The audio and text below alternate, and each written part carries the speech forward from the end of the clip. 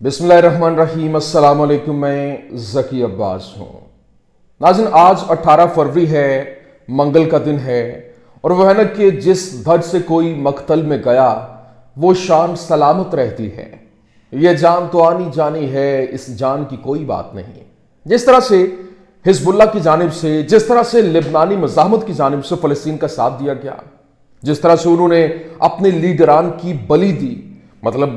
जो हसन नसरुल्लाह हैं, फिर उनकी आला लीडरशिप जो है, वो एक बहुत बड़ी कमांड जो है वो जान की बाजी हार गई, लेकिन वो डटे रहे। और बाकायदा तौर पर यह जंग जब बहुत पीक इख्तियार कर गई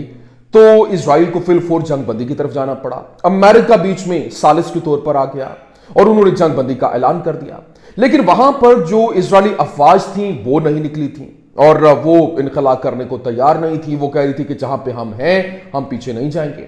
और ये मुसलसल खिलाफ वर्जी की जा रही थी। लेकिन गुज़श्ता रोज व्लॉग में जिस तरह से मैंने आपको खबर दी थी, मैंने आपको बताया था कि हिजबुल्लाह की जानिब से 24 घंटे का अल्टीमेटम दिया गया है, और उन्होंने कहा कि अगर यहां से आपने अपनी फौजों का मुकम्मल इनखला नहीं किया, जो कि आज होना था, उन्होंने कहा तो फिर दोबारा से जंग छिड़ेगी और जो तल अबीब है, जो दीगर इजरायली शहर हैं, वो निशाने पे होंगे और हमें कोई रोकने वाला नहीं होगा। तो वो जनाबे वाला जो अल्टीमेटम था, वो जो एक वार्निंग थी, वो काम दिखा गई है। और एक बहुत बड़ी, मैं कहता हूं कि जीत है, बहुत बड़ी फतह है, जो कि इस वक्त इजरायली अफवाज का मुकम्मल तौर पर इनखला, जो कि वो इजराइल के जो फौजी थे, वो जो उनकी अफवाज थी, वो लेबनान के अंदर अपने डेरे जमाए हुए थे। वहां पर एक बड़ी तादाद में वहां पर डिप्यूटेड थी, और मुकम्मल तौर पर जिस तरह से होता है काबिज होकर बैठे होना, तो वो वहां पर मौजूद थे। लेकिन अब वो मुकम्मल तौर पर इनखला कर चुके हैं, और अब इसके पीछे भी एक गेम है, जो कि एक तरफ तो लेबनान की ये फतह दिखाई दे रही है कि वो अपनी सरजमीन से इनको निकालने में कामयाब हो गए, लेकिन दूसरी तरफ एक बहुत बड़ी साजिश है वो भी हो रही है। वो साजिश क्या है वो आपके सामने रखना है। और दूसरी जानिब इस वक्त बिगल बच चुका है। जिस तरह से इजराइल और मिस्र जो हैं वो आमने सामने हैं। मिस्र की जानिब से फ़लस्तीनियों को उनकी सरजमीन पर रखने के लिए भरपूर तरीके से जोर लगाया जा रहा है, हर तरह की फैसिलिटेशन दी जा रही है, और वो अपनी फौजें जो है वो सेनाए जो इलाका है, सहराए सेना, वहां पर उन्होंने अपनी डेप्यूट की हैं, मशकें जारी हैं। जिसके बाद अब एक नया जो मुहाज खुलता दिखाई दे रहा है, और रमजान से पहले पहले एक बहुत बड़ी जंग का इंदिया दिया गया, और कहा जा रहा है कि रमजान में एक नई जंग जो कि इजराइल और मिस्र के दरमियान छिड़ने जा रही है। इसके पीछे जो एस्पेक्ट्स हैं वो भी आपके सामने रखने, क्योंकि जो मिस्र है वो डटा हुआ है फिल वक्त तक, अभी तक, क्योंकि मिस्र भी वही है जिस तरह से उर्दन है, और जिस तरह से वो अमेरिका का इत्तेहादी, अमेरिका के साथ जो लगकर वो जो खेल खेलता रहा वो आपके सामने है। मतलब 1.25 साल तक वो किसी किस्म की उन्होंने सपोर्ट मुहैया नहीं की फ़लस्तीन को। अब जब अपनी बारी आई है तो वो मजबूर हो गए और उनको खड़े होना पड़ा है, जिसके बाद अब उनके ऊपर हमले की तैयारी की जा रही है, और एक नई जंग छिड़ती हुई दिखाई दे रही है। कैसे, ये आपके सामने रखना है। और फिर जो न्यू वर्ल्ड ऑर्डर है उसके यूं कह लें कि टुकड़े टुकड़े होते हुए दिखाई दे रहे हैं, वो उसका खात्मा होता दिखाई दे रहा है। और फिर जो अमेरिका है उसकी अलंबरदारी जो है वो भी जबरदस्त हो गई है, और मिडिल ईस्ट की जानिब से यहां पर एक मेन किरदार, जिसमें जो Mohammad bin Salman, Iran, Türkiye, इनकी जानिब से एक जबरदस्त किस्म का किरदार अदा किया गया, वो भी रशिया के साथ मिलकर। कैसे, ये तमाम तो डिटेल्स वन बाय वन आपके सामने रखते हैं। अच्छा नाज़रीन, सबसे पहले मैं आपको बता दूं, देखें, इजराइल के जो अंदरूनी इन्हदाम के अंदर जो ताखीर और रोकथाम के लिए जंग है, ट्रंप गजा और लेबनान की तामीर नौ को हमास और हिजबुल्लाह को गैर मुसल्लह करने की शर्त से जोड़ने की कोशिश कर रहा है, और अमली तौर पर इसका मतलब जंग की तरफ वापसी है। लेकिन इजराइल जंग की तरफ वापस नहीं आ रहा, और इसलिए एक शर्त यह है कि इस दबाव से गजा और लेबनान में ऐसे लोग पैदा होंगे जो इजराइल की जानिब से हमास और हिजबुल्लाह से लड़ने के लिए तैयार होंगे, और अमेरिका दस्तखतशुदा मुआहदों के साथ खेलने की कोशिश कर रहा है, और इनमें ताखीर कर रहा है, इनको पटड़ी से उतारने की कोशिश कर रहा है, और ऐसे नए हालात पैदा करने की कोशिश की जा रही है जो चीजों को इजराइल के हक में बदल सकते हैं। मैंने कहा ना कि एक साजिश जो है वो भी है। देखिए, आज मुकम्मल तौर पर इजरायली अफवाज जो है वहां से इनखला कर रही हैं, लेकिन अब जब एक तरफ वो पीछे हट रही हैं तो साथ ही साथ जो इस वक्त अमेरिका है उसकी जानिब से क्या गेम की जा रही है वो भी सुने, क्योंकि इस वक्त जो सिचुएशन है वो तब्दील हो रही है, और वो मुकम्मल जंग की तरफ लौटे बगैर दस्तखतशुदा मुआहदों को पटरी से उतारने की हर मुमकिन कोशिश कर रहे हैं। ये सूरत हाल इजराइल के अंदर एक दाखिली मुतहर्रिक पैदा कर रही है, और उम्मीद पैदा करती है कि दस्तखतशुदा मुआहदों को उलट दिया जा सकता है। मतलब जितने भी अग्रीमेंट्स हुए हैं उनके ऊपर आप जो है वो अमल दरामद नहीं करते, اور آپ نے دیکھا کہ جس طرح سے ڈونلڈ ٹرمپ یا پھر جس طرح سے جو نیتن یاہو ہے اس نے تو پرخچی اڑا کے رکھ دی ہے. اس نے تو مکمل طور پر ہی آپ کہہ لیں کہ یہ جتنے بھی فیصلے تھے جو بھی ایگریمنٹس ہوئے اس نے کسی کو نہیں مانا. لیکن اب جناب والا ہوا یہ ہے کہ یہ صورتحال اسرائیل کے لیے جس طرح سے ایک سینیریو پیدا کر رہی ہے اور اس سے بین گوئر اور سموٹرچ جو ہے وہ یہ محسوس کر رہے ہیں کہ ہتھیار ڈالنے والوں معاہدوں سے بچا جا سکتا ہے, ان سے سائڈ لائن ہوا جا سکتا ہے, اور دستخط شدہ معاہدوں کو پٹری سے اتارنے کی یہ تمام کوششیں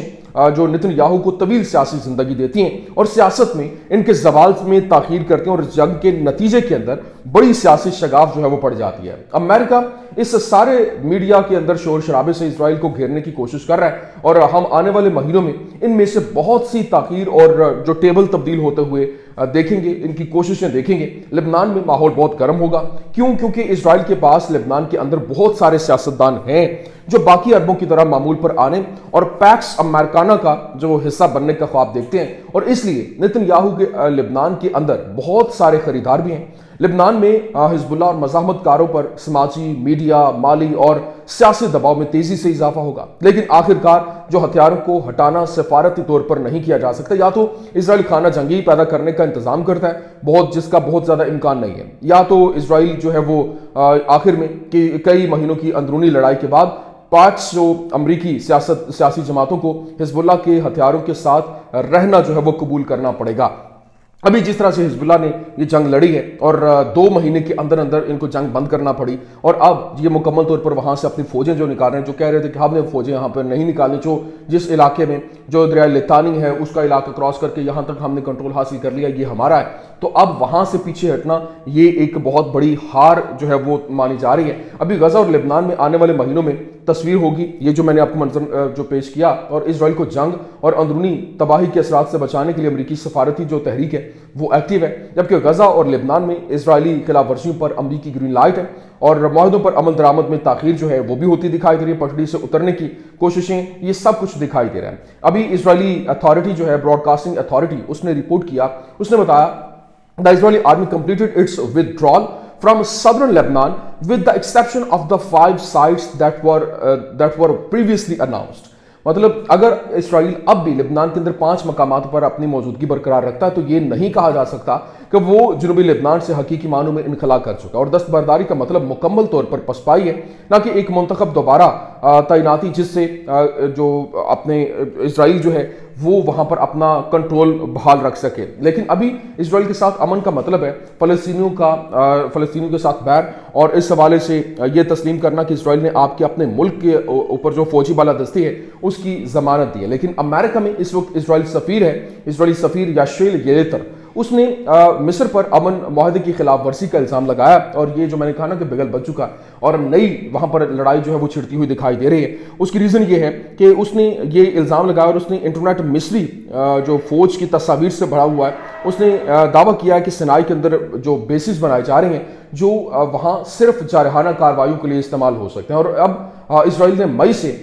یہ نوٹ بڑا امپورٹنٹ ہے کیونکہ اسرائیل نے مئی سے معاہدے کی خلاف ورزی کی. کیونکہ وہ فلاڈیلفی کوریڈور کے اندر موجود ہے اور اس پر وہ اپنا تسلط جمائے ہوئے ہیں. ابھی یہاں پر جو ان کی فوجیں ایک طرف فلاڈیلفی کوریڈور کے اوپر, دوسری طرف جو ہے وہ مصر کی فوجیں سینائی کوریڈور کے اوپر اور سرائے سینا کے اوپر, تو وہاں پہ مشقیں جو ہے وہ جاری ہیں. اور انہوں نے جو باقاعدہ طور پر بتا دیا کہ یہ ایک خطرناک وائلیشن ہے, اور اب اگر اس طرح سے ہوتا ہے یہ پیچھے اپنے فوجیں نہیں لے کے جاتے تو پھر ہم حملہ کرنے کے لیے تیار ہیں. تو یہ باقاعدہ طور پر جس طرح سے سپورٹ امریکہ کی جانب سے ان کو پرووائڈ کی گئی ہے, تو یہ ایک خطرناک پہلو جو ہے وہ کھل کر سامنے آ رہا ہے, اور یہ آنے والے دنوں میں مزید اس میں تیزی آتی دکھائی دے گی. اور یہ ایک نیا محاذ جو کہ مصر اور جو اس وقت اسرائیل کے درمیان ہوگا. کیونکہ مصر جو ہے اب فلسطین یوں کہہ لیں کہ ایک آخری بارڈر ہے ان کے لیے, عرب ممالک کے لیے, اور اگر وہ ڈھہ جاتی ہے تو اس کے بعد پھر جتنے بھی یہ عرب ملک ہیں, فلسطین کے بعد مصر ہے, جارڈن ہے, سیریا ہے, پھر آگے سعودی عربیہ, پورا جو گریٹر اسرائیل کا ایک پلان ہے وہ آپ کی اس کے اوپر عمل درآمد ہوتا دکھائی دے گا. لیکن چینل 12 کی جانب سے ابھی رپورٹ کیا گیا ہے جس طرح سے جنگ بندی معاہدے سے بھاگنے کی کوششیں ہو رہی تھیں, اور اب 61% جو اسرائیلی ہیں وہ تبادلے کے معاہدے کے دوسرے مرحلے کے نفاذ کی حمایت کرتے ہیں, جس میں جنگ کے خاتمے کے بدلے تمام قیدیوں کی رہائی شامل ہے. اور غزہ میں جو حماس हमास बाकी है और 68% समझते हैं कि तमाम कैदियों की वापसी जंग का सबसे अहम मकसद है और 24% लोग ये समझते हैं कि हमास का फौजी और सियासी तौर पर मुकम्मल तौर पर खात्मा होना चाहिए। लेकिन अभी जो सबसे इंपॉर्टेंट चीज़ है, नेतन्याहू ने कहा कि we have a strategy with Trump including when he will open the gates of hell if the does not release of all hostages. मतलब जो जितने भी होस्टेजेस हैं उनको अगर इस सैटरडे तक या फिर उनको इकट्ठा रिलीज नहीं किया जाता तो फिर हम इनके ऊपर जहन्नुम के दरवाजे खोल देंगे। पिछले 1 साल और 3 महीने तक मेरे ख्याल में वो खुले हुए हैं, वो बंद नहीं हुए। लेकिन अभी ब्लूमबर्ग की जानिब से रिपोर्ट किया गया और बताया गया कि इस वक्त Moscow is close to an agreement with दमिश्क that allows it to keep some employees and equipment in the country. मतलब एक तरफ ये जो है वो कोशिश हो रही है, दूसरी तरफ जो रूस है वो अपनी एक पेनिट्रेशन और अपनी वहाँ पर मौजूदगी को बरकरार रखने के लिए उसने दमिश्क के साथ मुआहदा जो है वो कर लिया है और सिचुएशन यहाँ पर भी तब्दील हो रही है। क्यों? क्योंकि अब उनको भी लगता है कि यहाँ पर रशिया का होना ज़रूरी है, क्योंकि एक तरफ अमेरिका है तो वहाँ पर इसकी प्रेजेंस, इसके मिलिट्री जो फौजी अड्डे हैं वो भी बड़ी इंपॉर्टेंस के हामिल है। लेकिन अभी जो न्यू वर्ल्ड ऑर्डर के खात्मे की खबरें जो है वो सामने आ रही हैं और इस हवाले से ब्लूमबर्ग की जानिब से रिपोर्ट किया गया कि Saudis एम्बियस main broker for Trump's new world order. मतलब जो न्यू वर्ल्ड ऑर्डर है वो अब यूं कह लें कि ट्रम्प का जो न्यू वर्ल्ड ऑर्डर है उसके लिए ब्रोकर के तौर पर मोहम्मद बिन सलमान जो है वो खुलकर सामने आए और बाकायदा तौर पर रिपोर्ट किया गया अल मायदीन की जानिब से और बताया गया कि Saudi crown prince Mohammed bin Salman emerges a key figure in Trump's plans to end the Ukraine war and reshape Middle East dynamics amid plans for ethnically cleansing Gaza। मतलब इस वक्त उन्होंने बाकायदा तौर पर बता रहे कि ये जो एक पूरे का पूरा प्लान था यूक्रेन जंग को बंद करना और उसके लिए जो